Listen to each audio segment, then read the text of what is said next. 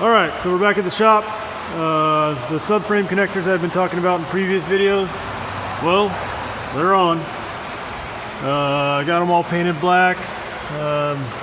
Frame rail was a little messed up from being jacked on. You can see in the front a little bit better. Yeah, a little boogered up. But box bodies, that's just kind of how they are.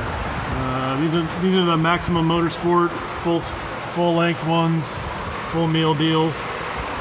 So they should make the car a lot stiffer because these cars are pretty damn flimsy from the factory.